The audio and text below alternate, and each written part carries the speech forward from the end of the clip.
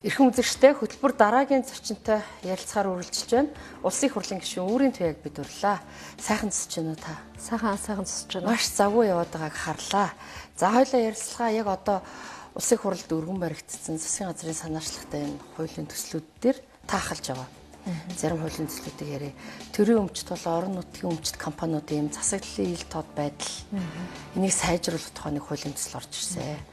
За хилц хэсэг нь дэмжигдсэн. Хилцэгдэж байгаа тийм үү? Хилцэх хэсэг нь 2025 оны 1 сард нэг тийм 5 сард засгийн газар өргөн бариад өнгөрсөн хаврын чуулганаар хилцэх хэсэг дэмжигдсэн. Одоо эхний хилцүүлэг хийгдээд явж байна. Байнгаараар ороод чуулганаар ороход бэлтгэгдээд явж байна. За гол агуулга ач холбогдол нь юу ах вэ? Энэ үндсэндээ хоёр хууль байна. За төрийн болон орон нутгийн өмчийн тухай хууль гэж одоо 1996 оны хууль шүү дээ. Энэ хууль нийтийн өмчийн хууль нэртэйгээр шинжилсэн найруулга орж ирж байгаа. За үндсэндээ энэ хууль бол одоо маш олон удаа өөрчлөлт орсон. Гэхдээ яг энэ хуулийг өөрийн өөрчлөе гэж зорж оруулаагүй дандаа бусад хуулиудын дагаж орсон байдлаар ингэж өөрчлөгдөж ирсэн хууль. Үндсэн концепц нь бол бас эвдэгдсэн, алдагдчихсан. Өмчийн харилцаа, зах зээлийн нөхцөл байдал өнөөдөр бас энэ үйл хөдлөх хөрөнгийн зах зээлийн энэ их өөрчлөлтөнд дунд бол зайлшгүй өөрчлөх шаардлагатай болчихсон ийм хууль. Энэ шинжилсэн найруулга орж байгаа. За үүнтэй зэрэгцээд мөн төрийн болон орон нутгийн өмчийг ашиглаад үйл ажиллагаа явуулж байгаа энэ компаниудын засаглал, ил тод байдал, бүтээмжийг дэвшлүүлэх ийм анхдагч хуулийн төслийг засгийн газар өнгөрсөн авар өргөн барьсан. За энэ хоёр хуулийг тус тусны ажлын хэсэг их хурл дээр байгуулад одоо хилцүүлэх бэлтгэх ажлын хэсэг ажиллаж ирснийг ер нь бол энэ хоёр хуулийн үзэл санаа концепц хоорондоо уялдаж нэг нэгээсээ хамааралтай явах ийм зайлшгүй шаардлагатай хууль байна. Тийм учраас нэг ажлын хэсэг одоо байгуулад хамтд нь аваад явах зүйтэй байна гэж үзээд миний бие ахлаад энэ оны 1 сарын 1-ээс эхлээд энэ ажлын хэсгийг ахлаад ажиллаж байна.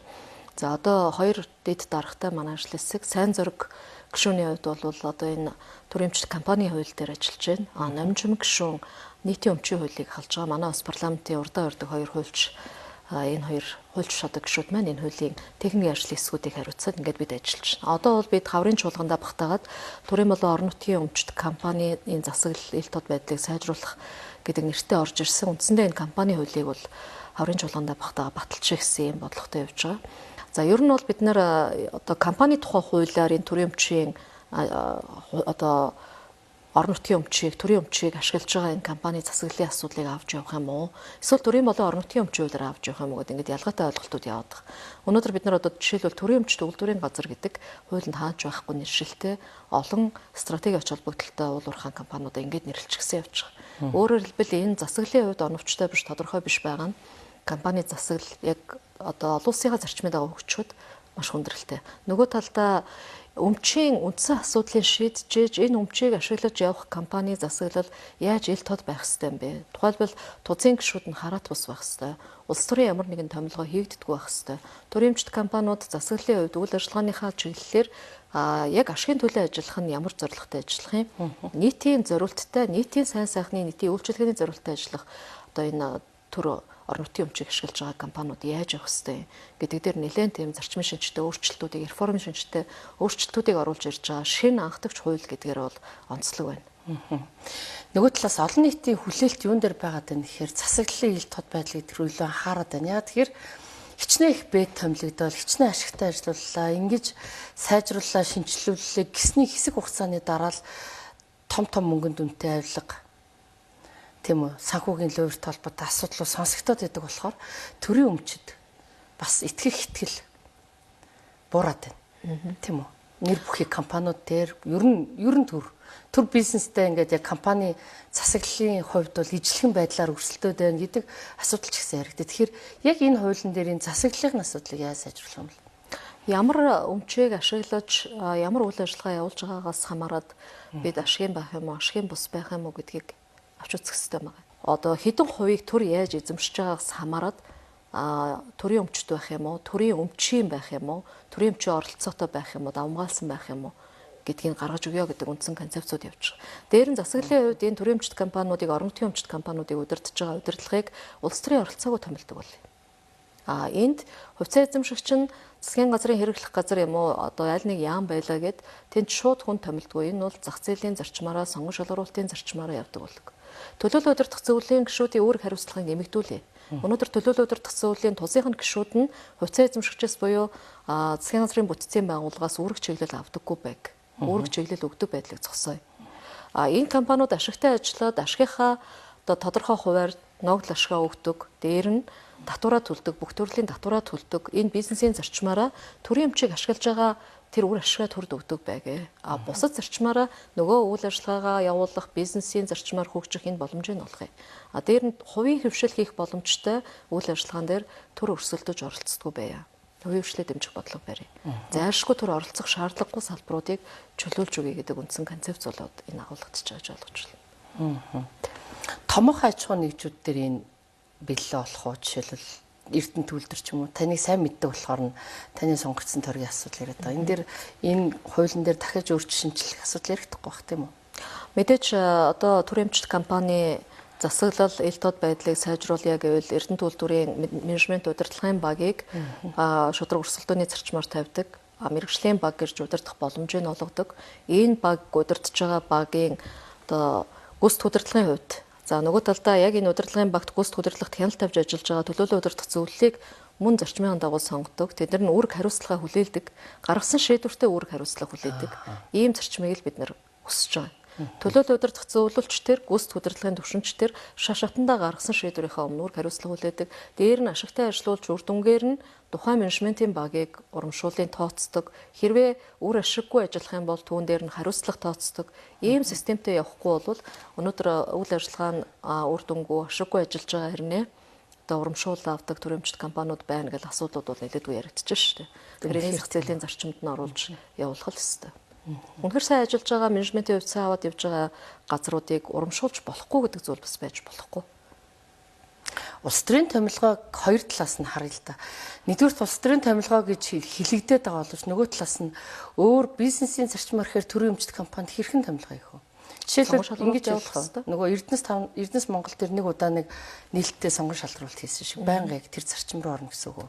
Одоо тухайн төрийн өмчт компани удирдлагын баг дээр сонгон шалгаруулалт зарлагдаад хамгийн шаардлага хангасан төшөлдөг боловсон хүчин л томилогдно л гэсэн үг. Тэр хүн өөрөө гэрээгээр одоо үүрэг даалгаврын гэрээ хийх хэрэгтэй байхгүй. Тухайн төлөөлөл удирдах зөвлөлтөй, тухайн компани төлөөлөл удирдах зөвлөлтөй гүйцэтгэх удирдлага бол даалгаврын гэрээ хийн. Ийм үүрэг даалгаврыг биелүүлж, энэ үйлдвэрийг ийм хэмжээнд ашигтай ажилуулна гэдэг амлалт өчгөө өгч гэрээгээ хийж тэрний төлөө ажиллана гэсэн. Тэрнийхэн төлөө тэр хүнд цалин ус урамшууллыг олгоно. Тэн дээр давхар одоо хяналтын тогтолцоо нь төлөөлөл удирдах зөвлөл болон харин төрийн зүгээс бол хяналтын тогтолцоогоо сайн тавих хэрэгтэй.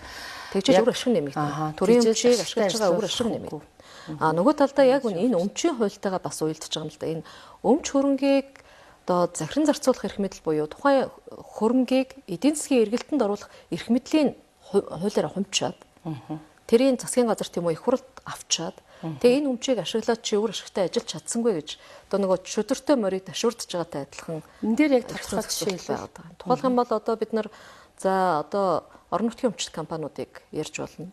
За өмчийн төрийн өмчт компаниудыг ч ярьж болно. За одоо миний мэддгээр намайг ажиллаж байсан тойрог дээр гэж жишээ авч байгаагаар Эрдэнэ төлөвлөр дээр жишээ аваад яриа л.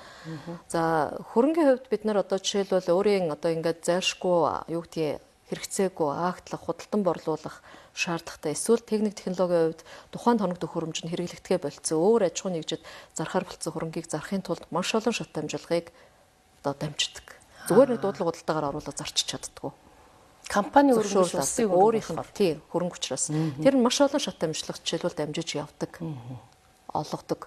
Гэтэл хуулийн дээрээ өнөөдөр өмч хөрөнгийн талаарх, төрийн өмчийн талаарх эрх мэдлийн компани өөрийнх нь болоод төрийн гүйцэтгэх удирдлагын засгийн газрын их хурлын ингээд аваад үзэнгүүт уг нь бол өмчлөгч эзэн нь энэ нийтийн төрийн өмч учраас парламент өөрөө баймаар эзэн нь түүнийг хэрэгжүүлэх, захиран зарцуулах эрх нь засгийн газраар дамжаад компанид очих хэрэгтэй. Гэтэл эсвэргээрээ өнөөдөр энэ захиран зарцуулж байгаа эрх нь тэр шийдвэр гаргах эрх нь засгийн газарт очсон ирнэ.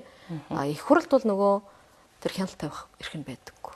Шийдэх эрх нь байдаггүй. Ингээ холилдсон эрх зүйн одоо чигүүргийн хувьд холилдсон. Нөгөө компани юм уу эсвэл тэр орон нутгийн өмчийг ашиглаж үйл ажиллагаа явуулж байгаа тэр хуулийн этгээдийн хувьд бол ерөөсөө зүгээр хараад одоо за хин ямар шийдвэр гаргаж өгөх бол гэж хараад сууж байхаас өөр аргагүй. Төрийн өмчийг одоо үр ашигтай байлгахын тулд түрээслүүлэх, эсвэл худалдан борлуулах, эсвэл шилжүүлэх энэ тодорхой механизмууд нь яг зах зээлийн зарчмаараа ямар тохиолдолд яаж явах юм бэ гэдэг энэ зохицуултуудыг эрхийн нээж өгөх ёстой л гэж байгаа шат чатандаа үүрэг хариуцлага үлээгээд тэр бүрэн дээр шийддэг байх ёстой. За тэгээд тийм эрх мэдлгүй хүнийг муу менежер гэж цоллоо суухаар бас хэцүү болчиход байна шүү дээ. Хөрөнгө хангалтч чадахгүй, эдийн засгийн эргэлтэнд оруулж чадахгүй, аваалаа суучж байгаа юм ч одоо тэгээд сайн ажиллаж яах гэж хэцүү, муу ажиллаж яах гэж хэцүү л байна л да. Тийм байна. За хоёлаа сэдвээ өөрчлөөд сая их хурсын баяр болоод удаагүй байна. Тэн дээр олон хүүхдтэй ээж нарын тэр нөгөө одон авдаг, шагнал авдаг, урамшуулдаг, тогтолцоо бүхэлдээ өөрчлөгдөх нэг хуулийн төсөл дөнгөж яг хүүхдийн баярын өмнө батлагдлаа, хүмүүс сайн ойлгоогүй үлдсэн бас байгаа. Тодорхой мэдээлэл өгвөл гол өөрчлөлт нь юу вэ? Энэ олон хүүхэд төрүүлж өсгсөн эхийг урамшуулах тухай хууль бол одоо манай анхдагч хуулиудын нээлттэй 1957 онд Ардын хурлын тогтоолоор батлагдчихсан хуулиудын нэг юм байна. Харьцангуй их бага өөрчлөлт орсон. 2020 онд Монгол Улсын ерөнхийлөгч хөрс хөрийн ерөнхийлөгчийн санаачлагаар энэ хуулинд бас өөрчлөлт орж 20 оны өөрчлөлтөөр энэ нэгээс дээш насндаа нас урсан. 0-1 наснда бол ямар нэгэн байгалийн гамшиг аюулт үзэгдлийн улмаас нас урчихсан ийм хүүхдүүдийг одонгийн хүүхдийн тоонд оруулъя гэдэг ийм шийдвэр гарсан юм. Тэгээ ингээд энэ хуулийн хэрэгжилтээр бол 25 он сая 26 онд ингээд маш олон ээжүүд бас нөхөж өмнөхөөс олон ээжүүд, олон мянган ээжүүд одонго авлаа. Үнэхээр одоо бас одон гардж байгаа энэ цаг хугацаанд харахад зарим ээжүүд бол одоо тий одоо тэнгэрт утсан хүмүүс маань ингэрт маань одон болоод ирлээ гэдэг ингээд бас баярын нулимс бас нэг сэтгэлээ дэвтээс нь нулимс унгаа сууж байгаа ээжүүд бол бас олон байлаа. Сэтгэл эмзэглэмээр. За энэ бол сайн хэрэг. Гэхдээ өнөөдөр ард нь ямар эмэгтэйчүүд хаягдаад байна гэхээр 0-1 наснда эндсэн хүүхдүүд орхигдож байгаа. Шалтгааныг бид бол тодорхойлж чадахгүй байна. За үнэхээр 0-1 наснда эндсэн хүүхдүүд байгалийн гамшигын улмаас эмнэлгийн буруутай үйл ажиллагаа эсвэл эцэг эхийн асран хамгаалагчийн одоо хариуцлагагүйгээс гэдэг юм уу эсвэл удамшлын янз бүрийн өвчин зовлонгоос гэдэг юм уу яагаад эндчвэ гэдгийг тодорхойлоод гаргаад ирсэн судалгаа бидэнд байхгүй. Тэгсээрнэ тэр бурууг бүгднийг ээжэд өрүүлж байгаа. Ээж өөрөө тэр хүүхдийг төрүүлж одоо төрүүлээд өсгөж чадаагүй байна гэдэг хариуцлагыг одонгийн хүүхдийн тоонд оруулахгүй байснараа ээжэд ногдуулж байгаа байхгүй. Тийм учраас бид ийм хатуу байж болохгүй л дээ. Төр бол ээжүүддээ ээлтэй байх хэрэгтэй, эмэгтэйчүүдэд харах хэрэгтэй. Иргэнийхээ одоо нөхөн сэргээх шаардлагатай хохирсон эрх ашигыг хамгаалах нь төрийн үүрэг.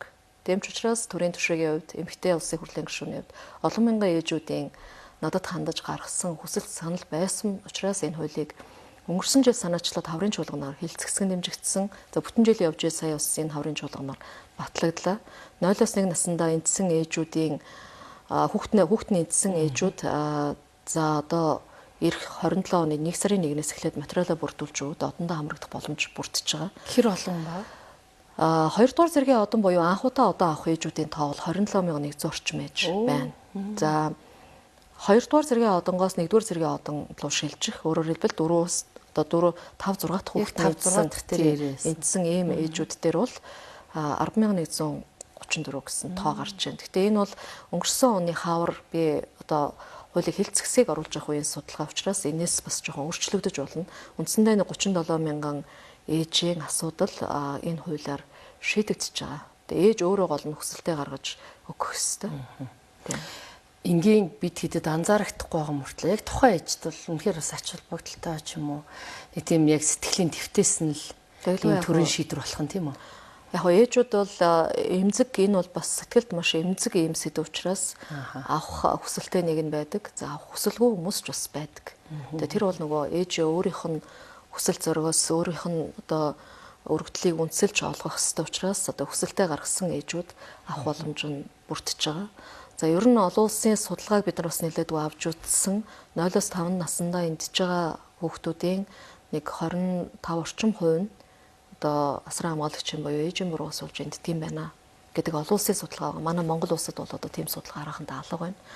Тэгэхээр энэ 0-1 наснда эндсэн хүүхдүүдийн хариуцлагыг гэдэг юм уу тэр бурууг бол ээжүүдэд өөрүүлж болохгүй маа гэдэг үндсэн концепц. Дээр нь эмэгтэй хүний энэ бас сэтгэлийн зовлон нэмгэлж өр хүүхдээ төрүүлээд тэгээд 10 сар тэгээд чинь бас ой хүрээгүй багт наалдна гэдэг бол чинь хэдэн сар те хөвгүүлээд өсгөөд энэ хэдэн шүн нойргүй хоноод өсөж гисэн энэ хөдөлмөрийг бид нар үгүйсгэж болохгүй адилтыг шунлах ёстой. 27 оны 1 сарын 1-ээс эхлээд 27 он төрсэн хүүхдүүд бол 27 онд одонгийн хүүхдийн тоонд орох боломж нь бас нэгдэж байгаа. Энэ бол хүүхдийн эрхийн асуудал л да. Хүүхдийн эрхийн асуудал гэдэгтэр сая ингээд тэр уурхаад хүүхд эндсний дараа энэ тэр ерөнхийдөө нэг юм эмгтэй гişүүд рүү чиглэсэн тийм үү? Яг эмгтэй гişүүдийн дуу хоолой хаана байна гэсэн юм асуудлууд бас өрнөд идэг.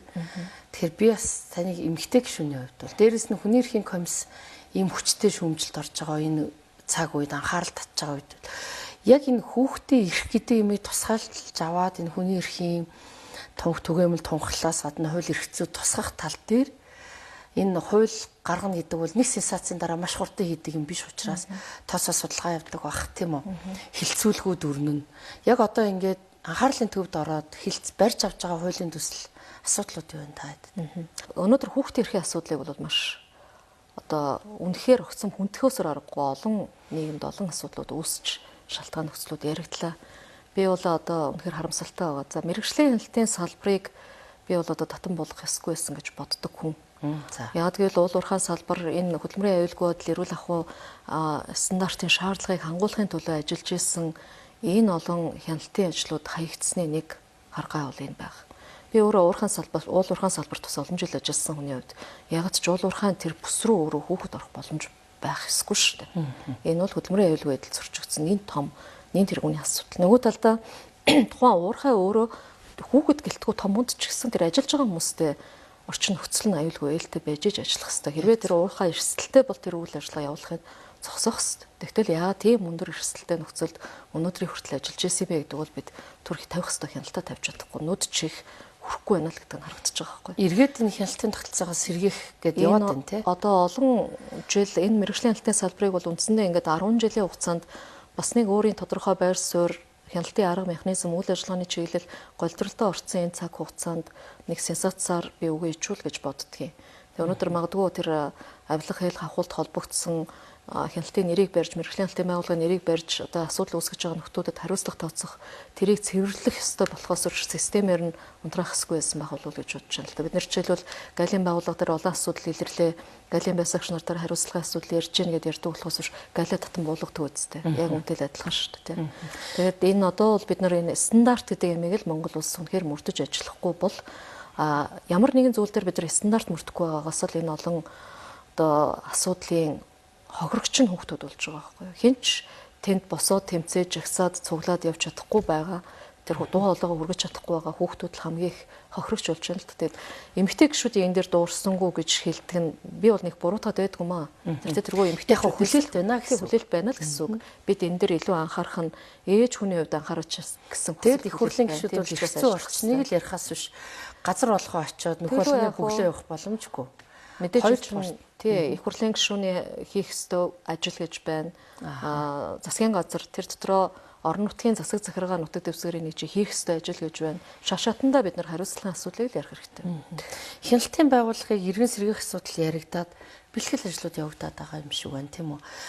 Нэг хоёрдугаарт ерөнхийдөө зөвхөн хяналтын байгууллагаас гадна эрсдэлт энэ нөхцөл байдлыг урьдчилж эрх зүйн орчноор зохицуулах асуудал дээр л би эмгтэй гэхгүй ер нь улсын хурлын гишүүдэд итгэл төрүүлээд найдвар тавиад байгаа хаа гэж бодож байна. Тийм. Ер нь бол эмгтээчүүдийн эрх асуудал би яа эмгтээчүүдийн асуудал яриад тэгэхээр та ч бас эрх хөрж байгаа намын яг эмгтээчүүдийн байгууллагыг тэргүүлж байгаа эмгтэй гишүүн байна шүү дээ тий.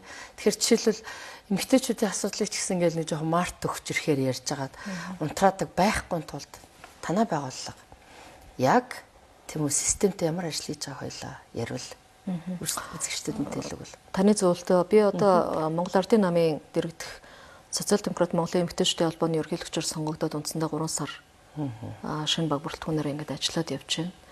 Март болохоор 3 сарын 8 болохоор эмэгтэйчүүд эрхийг ярьдаг, 6 сарын 1 болохоор хүүхдийн эрхийг ярьдаг гэж болохгүй л дээ. Өдөр бүр л бидний одоо энэ хүмүүсийн эрхийг хангагдчих хэвээр. Өдөр бүр л хүний эрх хангагдчих хэвээр. Хин нэгэн одоо нас хүүсээр нь ялгаж эрхийн тухай асуудлыг бид ярингуй байгаа юм л да. Уг нь бол зарчим.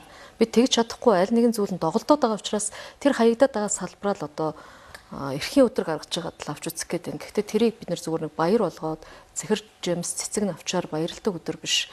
Тэр өдөр эрхийг хамгаалахын төлөө дуу хоолойгоо нэгтгэдэг, тодорхой шийдэл алхам хийдэг ийм өдөр байгаасаа гэж бодож байгаа. Тэр чагуулгаараа их хурлын баярын өмнө миний би бас манай парламент дахь эмэгтэй гишүүд хамтдаа санаачлаад гэр бүл хүүхдийн хөгжлийг дэмжих лобби бүлгийг их хурлд байгуулсан. За. Тэгээ энэ лобби бүлэгт зөвхөн эмэгтэй гишүүд гэлтгүй маш олон эрэгтэй гишүүд хамрагдсан.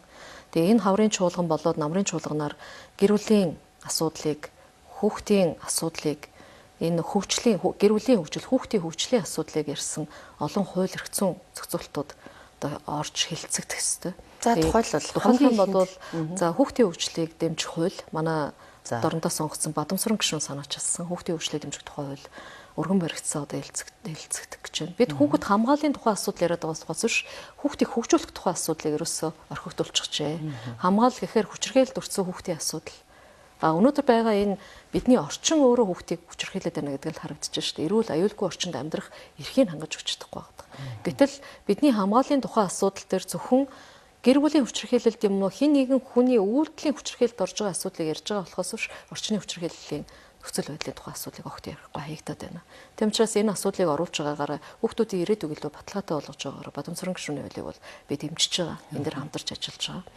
За мөн одоо манай Батчмаг гишүүн тухайлах юм бол сая ингээд нөгөө сурооны гэл замын хөдөлгөөний аюулгүй байдлын тухай хууль л та. Гэхдээ л нөгөө сурооны одоо энэ ямар нэгэн дугуйт тээврийн хэрэгслүүдийг хүүхдүүд одоо замраагүй хэрэглэнээсээ болж маш их гэмтэж бэртэж байна. Ерөөсө хохирогч нь хүүхэд болж байна гэдэг асуудал төр гаргаж тавьсан. Манай номын чимэг бас хориглуулчлаа тийм яг энэ хууль явж байна. Дээр нь номын чимэг гишүүний тамхины ялтын тухай хууль. Яг энэ тамхины ялтын хуулийн дээр энэ электрон тамхинд хамгийн ихээр өртөж хордож байгаа. Энийний хор хохирлыг мэдэхгүй тэр өн гүнэр амтанд хууртаж татагдаж эрүүл мэндээр хохирч байгаа субъект нөр хүүхэд байгаа байхгүй. Гэтэл бид өнөөдөр олох гэж байгаа 5 төгрөгийн орлогын төлөө энийг хамгаалаад хаацаалаад байж болохгүй л дээ. Өнөөдрийн хүртэл улсын хурал дээр ажилласан хүрэлдэхгүй байгаад бол бас бид санаа зовж байгаа эмэгтэй гişүүд юм. Ингээд ярих юм бол олон хуулиудыг бид нар бас ярьж хэлж болж байна. Лобби бүлэг байгуулад байна гэдэг маань тодорхой асуудлаар тодорхой чиглэлд тийм үү? Тухайн асуудлыг багаараа хурцсах, хэлцэх асуудлыг хурцсах, олон асуудлыг дэмжүүлэх, олон нийтэд ойлгуулах, хэвлэл мэдээллийн хэрэгслээр ярих самд ойлгуулах гэдэг тэр байр сууриа нэгтгэж байна гэсэн. Олон улсын туршлага ярья хоёлаа. За та саяхан Японд бүр эмэгтэй гишүүдтэй бас Японы парламентын эмэгтэй гишүүдтэй уулзч аваад ирлээ. Энэ хүмүүс бас лобби бүлгээр ажилт юм уу? Энэ хүмүүс энэ хүүхд нийгэм эмэгтэйчүүд гэр бүлийн асуудлаа ийм тэргүүлэх гүрний хувьд дэлхийд тэргүүлэх гүрэн хэрхэн хилцдэг бол яадаг бол яг бидний хувьд ингээд тулгамдж байгаа асуудлууд яригдах зовлонгууд бусад улс орнуудтай яг л ижил байна. Гэхдээ хөгжлийн түвшин ялгаатай байгаа шүү дээ мэдээж. Тийм учраас тулгамдж байгаа асуудлын нөгөө аюулын зэрэг гэдэг юм уу тэр нь бол ялгаатай байна. Гэхдээ мэдээж Япон улс мэдээж хөгжлийн түвшин өндөр байгаа ч гэлээ гэсэн бас л энэ асуудлыг ярьж байна. Стандарт ярьж байна. Хүүхдийн аюулгүй байдал ярьж байна. Эмэгтэйчүүдийн эрхийн асуудлыг ярьж байна. Адилхан хүндэж байна.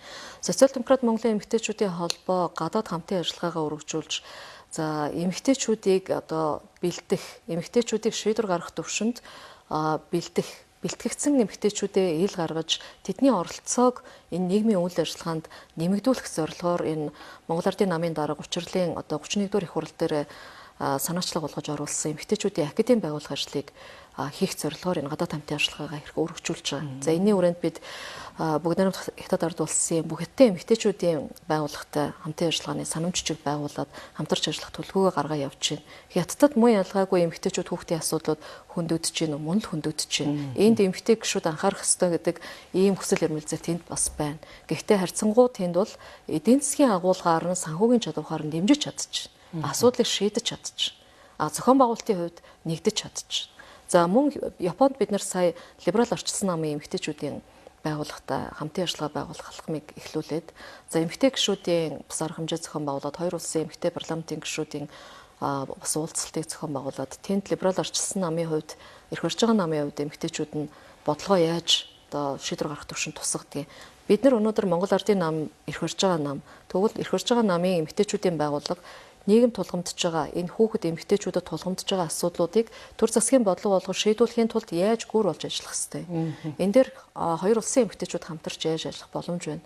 Эмэгтэйчүүдээ хөгжүүлэх, цааш нь олон улсын түвшинд сургах, богино хугацааны сургалтуудад хамруулах, нийгэмд манлайлж байгаа бусад эмэгтэйчүүдтэй манлайл үзүүлэх эмэгтэйчүүдийг түлхүүр ажилтнуудаа яаж бэлтгэх үү гэдэг дээр ярьлаа. За мөн Солонгос улстай очиж бас уулзлаа. Корейн их сургуультай манай эмэгтэйчүүдийн байгууллага, Корейн их сургуулийн хуулийн сургуультай хамтын ажиллагаа санамжчгүй байгууллагад хамтын ажиллагаагаа үргэлжлүүллээ. Олон улсын байгууллагуудтай хамтын ажиллагаа хийлээ. Энэ хүрээнд бол бид эмэгтэйчүүдэд бэлтгэх, чадваржуулах, эмэгтэйчүүдээрээ дамжиж нийгэмд илүү их зөөлөн эерэг дулаан ур амьсгалыг бүрдүүлж энэ нийгмийн цочор одоо өөрчлөлт, ялангуяа сэтгэл зүйн энэ асар их өөрчлөлт явж байгаа, бухимдал бий болж байгаа, стресс бий болж байгаа. Энэ нөхцөл байдлыг даван гаргахад эмэгтэйчүүдийн үүрэг оролцоог нэмэгдүүлэх зорилгоор л энэ алхмуудыг хийж ажиллаж байна. Дэлхийн улс төрийн одоо нөхцөл байдал бас их өөрчлөгдсөн байна. Жишээлбэл Япон эмэгтэй эрхээ сайтай боллоо. Эмэгтэйчүүдийн дуу хоолой өснө гэдгээс илүү энэ улс төрийн хямрал нөхцөл байдлаас эмэгтэй хүний тэр ухаанаар ингээд тэр том гүрнийг удирдах чана нөхцөл байдлыг харахаар яг энэ цаг үед бас эмэгтэй удирдагчдын манлайлал гэдэг юм уу, зөөлөн хүчний бодлого гэдэг юм уу, бүх юм л ингээд харагдчихээн л та дэлхийд дахинд. Тэгэхээр жишээлбэл тэндээс бид суралцах юм юу байна? Улс төрд эмэгтэйчүүдийн манлайлал хийж олон жил ярьлаа. Үгэн шингэсэн байна. Одоо үйлдэлээр бид нар Монголын улс төрд эрчүүд нь эмэгтэйчүүдийг улс төрд хүлээн зөвшөөрөх тал дээр ч юм уу ямар том бодиттой алхам их ёстой тавьж байна. Мэдээж одоо аливаа шинжилэл бол нэг удаагийн зүтгэлээр, нэг удаагийн дайралтаар 100% амжилтанд хүрдэг ийм зүйл бол хаач байхгүй шүү дээ, тийм ээ. Алхам тутамдаа шинжилгээдээ сайжрал явж явах хэрэгтэй. Монгол улс яг энэ одоо их хурлын тогтолцоонд, парламентын дотолцоонд эрс өөрчлөлт хийж өнөөдөр бол 32 эмэгтэй гишүүн буюу 25% нь эмэгтэй байгаа нь болж чадсан нь том амжилт. Гэтэ мэдээж энэ дотор одоо олон нийтийн шуумжилт агуулж байгаа алдаатай оноотой зүйлс бидэнд байна уу? Байна. Цаашдаа дараагийн парламентод энийгээ засаад эмэгтэйчүүдийн оролцоонд эмэгтэй гэдэг хүүс барихаас илүүтэй туршлагачсан, бэлтгэгдсэн төрийн ажлыг аваад явах чадвартай эмэгтэйчүүдэд оролцуулах, тэр эмэгтэйчүүдийг ил гаргаж, нийгэмд таниулж, ард иргэдэд таниулах, энэ нийгмийн амьдралын үйл ажиллагаанд илүү татан оролцуулах ажлыг зохион байгуулахын юм шаардлага бол байна л гэж харж байгаа. Өнөөдөр Японы ерөнхий сайд эмэгтэй хүн ажиллаж байна. Зөөлөн хүчний бодлогын үр дүнд өнөөдөр Япон улсын бас хөгжлийн хурдац бодлого илүү эрчимтэй явж байна. Жижигэн үйлдвэрлэлээ дэмжиж байна гэд олон асуудлуудыг ярьж байгаа. Гэхдээ бид өнөөдөр бас Япончуудаа уулзаад парламентын түвшинд ярьж байхад бид эмэгтэй гэхээсээ илүү бас энэ улс төрчийн өөрийнх нь бэлтгэгдсэн тэр ур чадвар, дадлаг, туршлага, энэ улс төрийн харизм болвол энэ хүнийг өнөөдрийн түвшинд хүрэхэд нөлөөсөн гэдэг зүйлийг ярьж байгаа юм. Тэгэхээр аливаа зүйл хоёр талтай. Бид нэр мэдээж гендерийн тэгш байдлыг ярихын зэрэгцээ нөгөө талдаа яг энэ ажил дээр бэлтгэгдсэн туршлагатай ийм л хүн байх ёстой гэдэг тэр шалгуурыг хангаж ижил тэр төвшөндөө хүрч чадчихэж, тэр төвшөндөө өрсөн хүмүүсээ гаргаж чадчихэж энэ засаглалын тогтолцоог илүү оновчтой авч явах хэрэгтэй байх гэж бодож байгаа. Тэгэхээр бидний өнөөдрийн хүрсэн амжилтаа баттгаад 28 онд эмэгтэйчүүдийн квот гэж бол бид нэрлэдэг байгаа. Гэхдээ эн чинь бол аль нэг хүүсийн квот нь шүү дээ. Аль нэг хүүс 40-оос доошгүй хувь байх хэрэгтэй. Тэгэхээр энд бол өнөөдөр яг хуу мэдээж хамгийн бага хувь эзэлж байгаа эмэгтэйчүүдийн тухай асуудал яригдчихэж байгаа баг. Цаашдаа энд бол шийдвэр гаргах төвшөнд эрэгтэй эмэгтэй хүний хүүсийн тэнцвэрийн харьцаа ойрхон байх тусмаа энэ шийдвэр өөрөө амьдралд илүү хэрэгжих бодиттой шийдвэр гардгийн байна. Тийм учраас энэ оролцоог нь хангая гэдэг агуулгал явж байгаа. Тэрнээс хин нэг эмэгтэйг дэмжих гэдэг байгаа биш. Хин нэг эрэгтэйг дэмжих гэдэг байгаа биш. Хүчээрч оруулах гэдэг юм. Хүчээр оруулах гэдэг байгаа ч бас биш тийм. Зөв. За. Урилга хүлээн авч хүрэлцэн ирж ярьсан танд баярлалаа. Та бүхний амжилт хүсье. Маш их баярлалаа. Та хүн ч гэсэн амжилт хүсье. За.